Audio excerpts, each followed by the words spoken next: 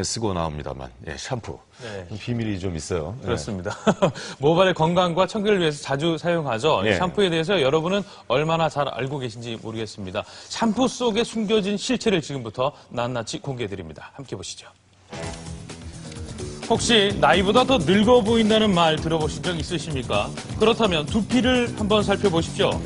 얼굴에 주름이 생기는 원인 70%는 바로 두피의 노화 때문. 충격적이죠. 그런데 두피를 노화시키는 가장 큰 원인이 샴푸라는 사실 알고 계십니까? 하루에 한 번은 꼭 사용하는 샴푸. 지금부터 그 놀라운 정체를 공개합니다. 건강한 두피, 탄력 있는 머릿결을 위해서 저도 매일 머리를 감고 있는데요. 여러분은 평소 머리를 몇 번 감으십니까? 매일매일. 매일? 월화수목금. 월화수목금. 토요일, 일요일은 안 감아요? 왜요? 나갈 일이 없어가지고. 자, 그렇다면 머리를 한 번 감을 때 샴푸의 양 어느 정도 사용하십니까? 3번 정도. 거품이 잘 나고요. 뭔가 잘 더 씻어지는 느낌이고요. 머리 기름이 쫙 빠지는 느낌? 2번. 이분은 횟수가 좀 많죠. 머리가 좀 기신가요? 근데 많은 그냥 양을 머리에 다 사용합니다. 많아야지 다 되는 것 같아서요. 아, 그래요? 느낌에. 네. 두피와 머리카락에서 나오는 분비물은 얼굴에서 나오는 분비물보다 더 많기 때문에 머리를 자주 감아줘야 된다고 하는데요. 자주 감는 건 옳은 거네요. 자, 그런데 샴푸를 잘못 사용하면 두피의 노화가 빨리 온다는 사실. 바로 샴푸 속에 있는 합성 계면 활성제 때문인데요. 이 합성 계면 활성제는 보통 물과 기름을 섞는 유화제로 많이 쓰입니다. 하지만 샴푸나 비누에 들어있는 것처럼 때를 벗겨내는 세정제로도 쓰이는데요. 이런 샴푸의 뒷면을 한번 자세히 살펴보면 메틸 파라벤, 소듐 벤조에이트 등 알 수 없는 화학 물질로 가득합니다. 그중 암모늄 라우릴 설페이트, 포카마이드 MEA 등이 합성 계면 활성제. 시중에서 파는 샴푸 중에는 보통 4개에서 8개까지의 합성 계면 활성제가 포함되어 있습니다. 자, 그렇다면 이 합성 계면 활성제가 들어간 샴푸와 그렇지 않은 샴푸는 세정력에서 어떤 차이를 보일까? 간단한 실험을 한번 해봤습니다. 며칠 안 걸렸어요? 3일. 3일. 벌써 냄새가, 이거 한번 살짝 벗어봐도 될까요? 실례가 안 된다면? 기름이죠. 깜짝 놀랐습니다, 여기. 윤기가요. 기름이 쫙 흐르는 게. 받아도 되겠어요, 여기서. 머리 피지와 각질이 많이 분비된 상태. 현재 머리 상태가 어떤지 두피 확대경을 통해서 알아봤는데요. 보시죠. 꽉 막힌 모공, 줄줄 새어나오는 피지 보이십니까? 머리카락에 비듬과 피지도 상당히 많이 묻어 있는데요. 각각 합성 계면 활성제가 들어간 샴푸와 들어가 있지 않은 샴푸로 머리를 감아보기로 했습니다. 오랜만에 이 두 분 물 담가 보시는데 시원하시겠어요? 모자 하나 벗은 것 같아요. 네, 많이 좋아졌어요. 많이 개운해졌고요. 계란 껍질 깨듯이. 네, 두 분 다 아주 표현이 짜릿합니다. 합성 계면 활성제가 들어간 샴푸, 세정력은 어떨까요? 샴푸 후에 머리에 묻은 먼지와 분비물이 얼마나 사라졌을까요? 깨끗해지고 지금 상당히 모공도 열려 있고 이 피지 분비도 확연히 줄어들었네요. 네. 200배로 확대해서 두피의 상태를 본 결과 합성 계면 활성제가 들어간 샴푸로 감은 머리가 더 깨끗한 이건 상태였습니다. 활성제의 차이인데요. 피부 흡착력이 합성 세정제일 경우에는 흡착력이 뛰어나고 그다음 세정력도 아주 우수합니다. 천연 성분은 아무래도 세정력에서는 좀 차이가 있는데 피부 보호막이나 이런 것들을 잘 형성해 주기 때문에 그런 차이가 있습니다.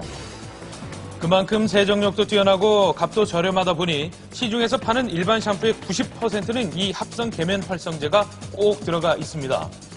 대체로 샴푸에 많이 쓰이는 것이 소듐 라우릴 설페이트인 SLS 그리고 소듐 라우레스 설페이트인 SLES인데요. 합성 계면 활성제는 자동차 부동액, 살충제, 엔진 오일은 물론 세수할 때 쓰는 폼클렌징, 이 닦을 때 쓰는 치약, 그리고 설거지할 때 쓰는 주방 세제에도 사용이 됩니다. 일상생활에서 이렇게 많은 제품들 손쉽게 찾을 수 있는데요. 그중 샴푸에는 약 25%, 주방 세제에는 약 20% 정도의 합성 계면 활성제가 함유되어 있습니다. 한마디로 주방 세제로 머리를 감아도 무방하다는 얘기. 하지만 이 같은 합성 계면 활성제가 장시간 노출될 경우 만성적인 독으로 쌓여갈 수 있는데요. 실제로 이 합성 계면 활성제로 어독성 실험을 해봤습니다. 금붕어가 신나게 헤엄치고 있는 어항 속에 합성 계면 활성제가 함유된 화학 샴푸의 수용액과 천연 샴푸 수용액을 리터당 5g씩 넣어보고 관찰해 봤는데요.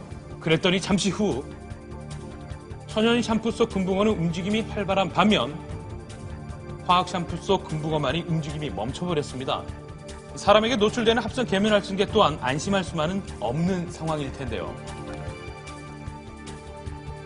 피부에 쉽게 침투를 할 수 있기 때문에 간, 폐, 뇌에 장기간 머물러서 어린애들의 비염, 천식, 아토피의 악화에 영향을 줄 가능성도 있게 됩니다. 결국 합성 계면 활성제가 두피에 남아있는 게 문제. 이 사진은 일본 과학기술청에서 화학 샴푸를 실험쥐의 피부에 바른 후 씻어내지 않고 그 후의 변화를 지켜본 실험입니다. 열흘이 지나자 이 화학 샴푸가 칠해진 실험쥐의 피부에서는 채모가 정상적으로 자라나지 않는 결과가 나타났는데요. 합성 계면 활성제를 사용한 제품이 모발에 얼마나 유해한지를 잘 알 수 있습니다. 화학 샴푸에 매일 노출되는 여러분의 머리는 지금 어떤 상태일까요? 지속적으로 화학 샴푸로 머리를 감아온 사람의 두피 상태를 살펴보기로 했습니다. 먼저 천연 샴푸로 머리를 감아온 지 올해 3년째라는 31살의 강경혜 씨와 그리고 태어나서 지금까지 시중에 파는 화학 샴푸로 매일 머리를 감아왔다는 27살의 임성경 씨.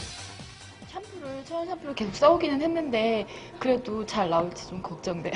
저렴한 거 손에 잡히는 대로 그냥 싼 샴푸를 썼거든요. 그러니까 저는 머리 감고 나서도 가렵고요. 선물 들어고 이런 거 막 썼는데. 그러니까 너무 심하지만 않았으면 좋겠어요. 되지 않아요? 네. 자, 두피 검사로 건강 상태를 알아봤는데요. 천연 샴푸를 지속적으로 써온 강경희 씨의 두피는 보십시오. 깨끗하죠. 10점 만점에 10점. 하지만 화학 샴푸를 쓰는 임성경 씨의 두피는 보이시죠? 막혀있는 모공들과 각질들. 천연 샴푸를 사용한 강경희 씨와 많은 차이가 있는데요.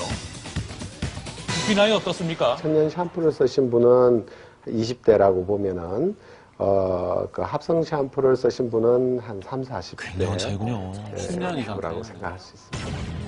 이렇게 합성 계면 활성제가 들어간 샴푸로 머리를 감을 경우 강력한 세정력과 침투력이 피부 장벽을 파괴하고 그로 인해 피부 속의 수분과 피지가 씻겨 내려간다고 하는데요. 두피를 건조하게 만들어 점점 주름이 생기고 결국 노화가 되는 원인이 된다고 합니다. 멋있게 보입니다.